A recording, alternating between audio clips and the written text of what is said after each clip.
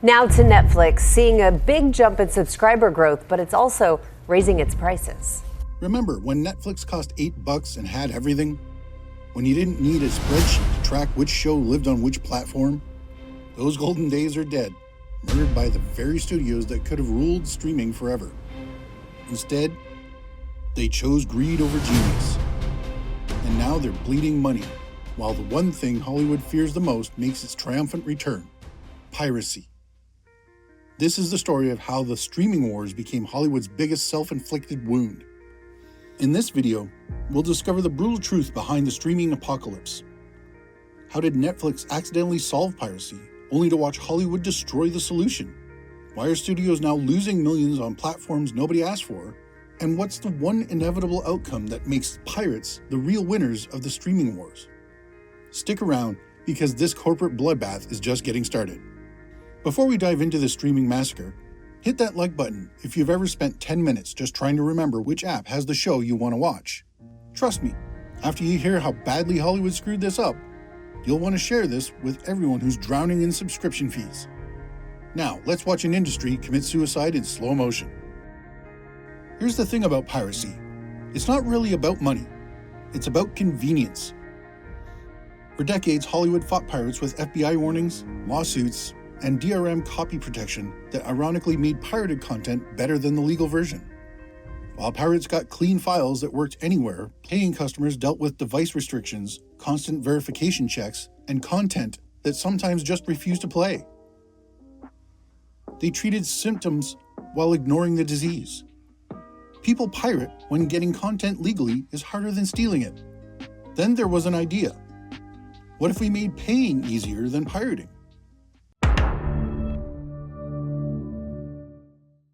Netflix showed up with one platform, one price, everything you want. It was so brilliantly simple that even hardcore pirates started subscribing. Why waste time on sketchy torrent sites when you could just click play? For one beautiful moment, everyone won. Consumers were happy, Netflix was printing money, and studios got their cut without lifting a finger. It was streaming paradise. But Hollywood looked at Netflix's success and saw dollar signs they weren't collecting directly. Disney thought, why give Netflix our Marvel content when we could keep those billions? Warner Brothers wanted their HBO money, NBC, CBS, Apple, everyone wanted to be the next Netflix. So they pulled their content and launched Disney+, HBO Max, Peacock, Paramount+, and a dozen other platforms nobody asked for. They expected consumers to follow them around like loyal dogs, subscribing to everything. They forgot something crucial. People have budgets.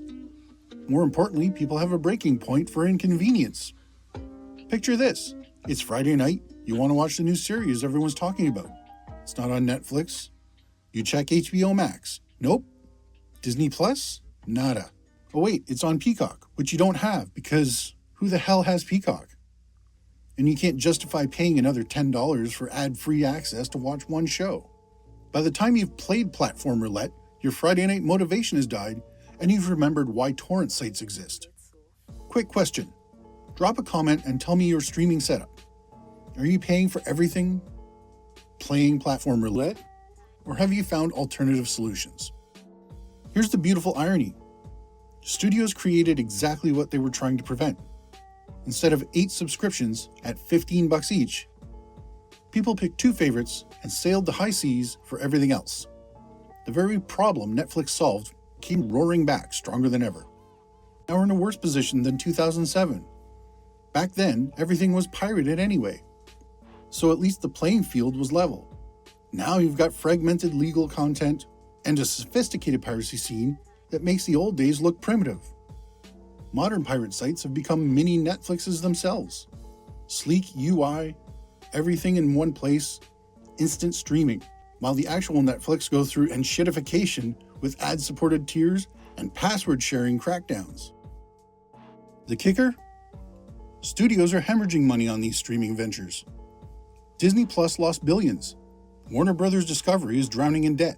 Paramount Plus is a punchline. They had the solution. One platform that made piracy irrelevant, and they torched it for ego and short-term greed. And now, everyone loses. While Netflix is performing somewhat well, they also felt the effects.